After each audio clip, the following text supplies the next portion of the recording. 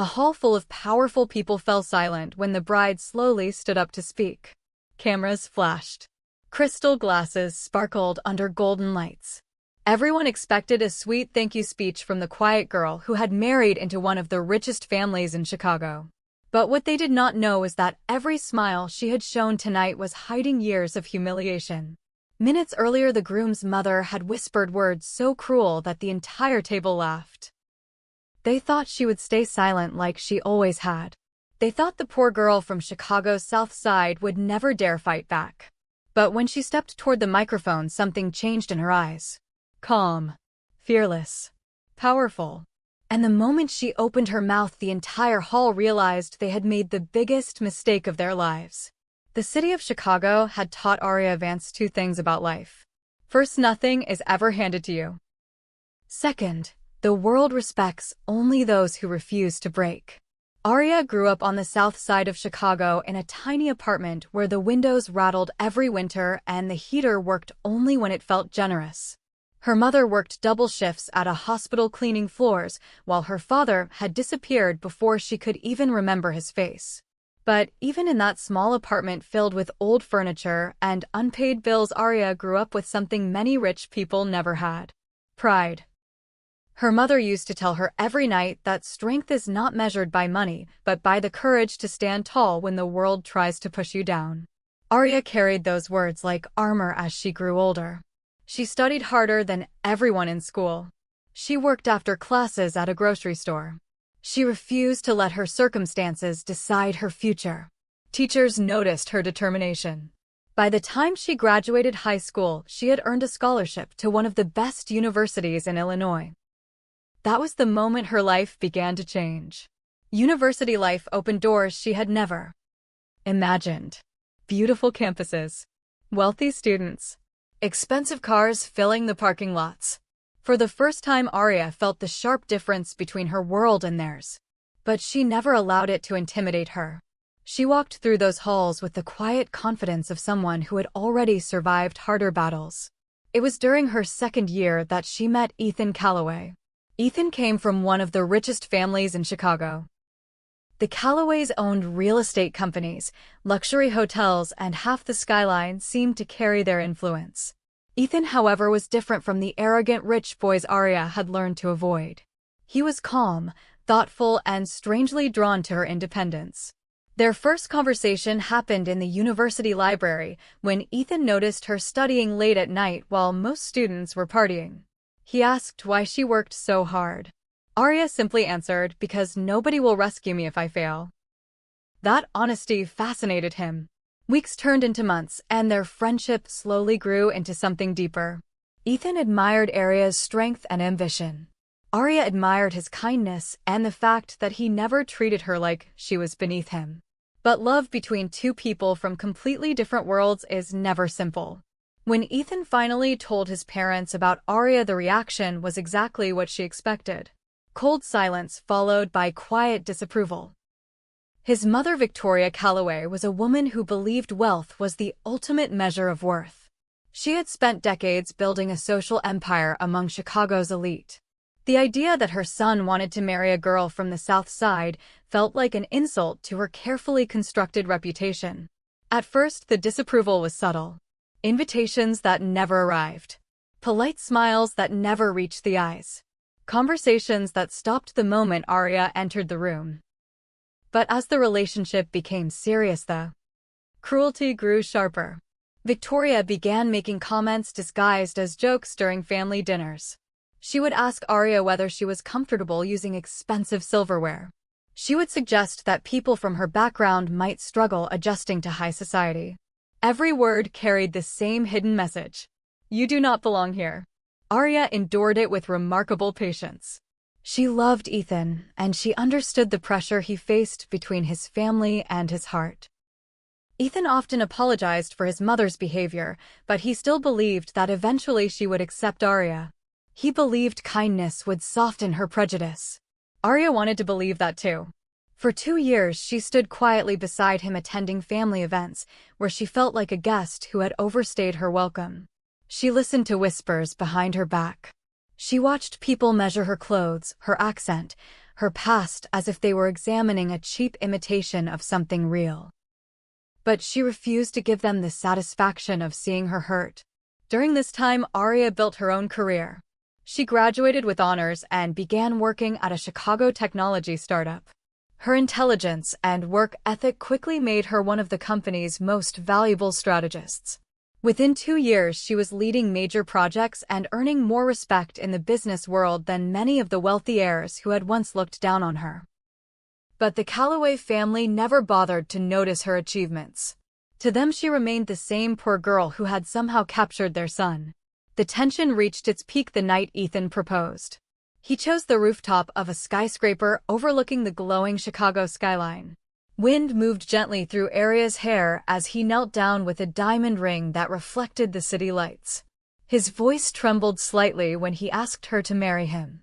For a moment the world seemed perfectly quiet.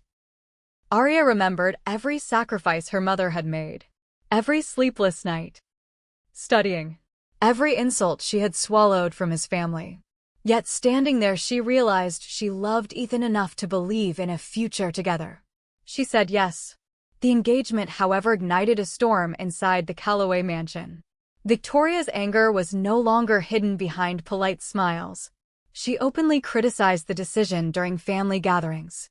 She reminded Ethan that the Calloway name carried a legacy that could not be diluted by someone without status. She warned him that society would laugh at the family. Ethan defended Aria every time, but the conflict left invisible scars. Despite everything, the wedding plans continued. It was scheduled at one of Chicago's most luxurious hotels owned by the Calloway Company. Hundreds of influential guests were invited, including politicians, business leaders, and social celebrities. Victoria insisted on controlling every detail of the ceremony, claiming it was necessary to protect the family reputation. Aria noticed that her own mother was barely acknowledged during these preparations. It hurt deeply, but once again she chose silence. She believed that after the wedding things might finally change. The night before the ceremony, Aria stood alone in her small apartment staring at the wedding dress hanging by the window. The white fabric looked beautiful, but it also felt heavy with expectations. Her mother gently held her hand and reminded her that no matter what happened tomorrow, she should never forget who she was. Aria promised she would not. The wedding day arrived with perfect Chicago sunshine reflecting off the tall glass buildings downtown. The grand ballroom of the Calloway Hotel was decorated with crystal chandeliers, towering white roses, and gold-trimmed tables. Every guest wore expensive designer outfits. Cameras recorded every moment for society magazines. To outsiders, it looked like a fairy tale union between wealth and beauty. But beneath the elegance, tension flowed quietly through the room. Victoria greeted guests with her usual graceful smile, yet her eyes revealed something colder. Several relatives whispered jokes about Aria's past. Some even wondered out loud whether she knew how to behave in high society. Ethan tried to ignore the negativity, focusing only on the woman he loved walking down the aisle toward him. The ceremony itself passed beautifully. Aria looked radiant in her white dress, and Ethan's eyes filled with emotion when they exchanged vows. For a brief moment, it seemed like love had conquered the hostility surrounding them. But the real test waited during the reception dinner, where speeches and traditions would unfold under the gaze of Chicago's elite. Guests filled the ballroom with laughter, music, and sparkling champagne. Long tables displayed extravagant food. Conversations about business deals and political connections filled the air. Aria sat beside Ethan, smiling politely while enduring subtle glances from people who still doubted her place there. She had survived years of their judgment, and tonight she believed she could survive a few more hours. Then something happened that changed everything. During dinner, Victoria stood up with a glass of champagne to give a speech. The room grew quiet, expecting a warm welcome for the new bride. Instead, her words carried a sharp elegance that cut deeper than any open insult. She praised Ethan for his achievements and for continuing the proud legacy of the Calloway family. Then she paused and looked directly at Aria with a smile that held no warmth. She said that sometimes life surprises us with unexpected choices. She said that even families with long traditions must learn to accept decisions that are not always ideal. The guests chuckled politely, thinking it was harmless humor. But the meaning behind her words was clear to everyone listening carefully. Aria felt the sting of humiliation spreading through the room like silent smoke. When the speech ended, several relatives laughed quietly at their tables. Someone whispered loud enough for others to hear that charity marriages were very fashionable these days. Ethan squeezed Aria's hand apologetically, but the damage had already been done. For the first time in years, Aria felt something stronger than patience rising inside her. Not anger, not sadness. Something colder and more powerful. Determination. The laughter faded slowly across the ballroom, but the humiliation remained hanging in the air like a shadow. Aria sat perfectly still beside Ethan while the orchestra resumed playing soft music. Guests returned to their conversations as if nothing unusual had happened. For them, the moment was simply another piece of entertainment during a lavish wedding night. But inside Aria, something had finally reached its limit. Years of quiet tolerance. Years of polite smiles while enduring disrespect. Tonight, the mask of silence was beginning to crack. Across the table, Victoria Calloway continued greeting influential guests as if she had delivered a charming joke rather than a public insult. Her posture remained elegant and confident. She believed she had once again reminded everyone of the invisible line that separated her powerful family from the girl sitting beside her son. For Victoria, the message was clear. Aria might wear a beautiful dress tonight, but she would never truly belong among them. Ethan leaned closer and whispered an apology again. His voice carried genuine regret, but also the familiar helplessness that had followed every confrontation with his family. He had always hoped time would soften their attitudes. He had always believed patience would eventually earn acceptance. But tonight, even he could feel that something had changed in Aria's silence. Her expression was calm yet distant, as if she had stepped into a place where their opinions no longer mattered. The dinner continued with more speeches from relatives and friends. Most were filled with predictable compliments about love, success, and the glamorous future awaiting the newly married couple. Aria listened quietly while observing the faces around the room. Politicians who controlled city policies. Business leaders whose companies shaped Chicago's economy. Social elites who measured human worth by last names and bank accounts. These were the same people who had spent years whispering about the poor girl who dared to enter their circle. Yet none of them truly knew who she was. They saw the girl from the South Side. They saw the scholarship student who had arrived at university wearing simple clothes among students driving luxury cars. They saw the outsider who had married into wealth. But they had never cared enough to learn about the mind behind her calm smile. They had never noticed the long nights she spent building strategies for companies far more innovative than the old real estate empire the Calloways were proud of. They had never realized that the quiet girl they mocked had been slowly creating a future powerful enough to stand without their approval. As dessert was served, the master of ceremonies announced the final tradition of the evening. The bride would give a short speech thanking the guests for attending the wedding. It was meant to be a simple moment of gratitude before the dancing began. Victoria appeared satisfied because she expected a polite, emotional message that would end the night gracefully. But when Aria slowly stood up from her chair, something in the room shifted. Her movement was calm and unhurried. The white dress shimmered softly under the chandeliers as she walked toward the microphone placed at the center of the ballroom. Conversations faded.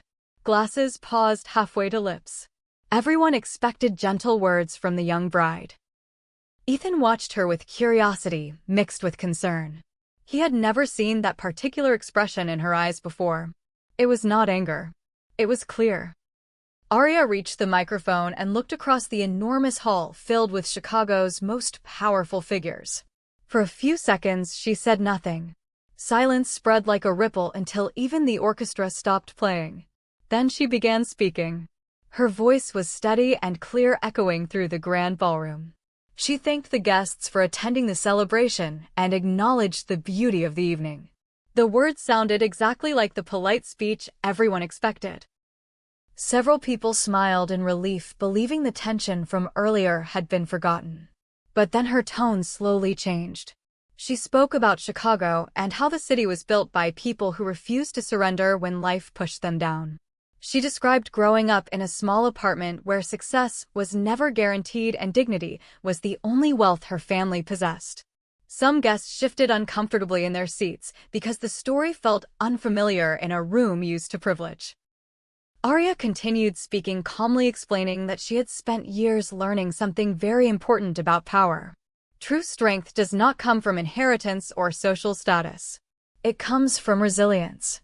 From the courage to rise every time someone tries to make you feel small. Her words were still gentle, but the meaning behind them was beginning to reach deeper into the audience. Then she looked directly toward the table where Victoria sat. Aria explained that tonight she had heard many speeches celebrating tradition and family pride. She said traditions can be beautiful, but they can also become cages when they are used to measure human value. The ballroom grew quieter than ever. Guests glanced at each other, sensing that the bride's speech was no longer following the expected script. Victoria's smile tightened slightly, but she remained silent, believing the young woman was simply expressing sentimental emotions. Aria continued. She said that when she first met Ethan, she admired his kindness and honesty. She said those qualities were far more impressive than wealth or influence. Then she paused for a moment, allowing her gaze to travel across the room again. And then she revealed something no one expected. Aria calmly announced that during the past 3 years, while people were busy questioning her background, she had been building something of her own. She explained that the technology company where she worked had grown rapidly and recently attracted major investors from across the country. Several guests who followed business news suddenly recognized the name she mentioned.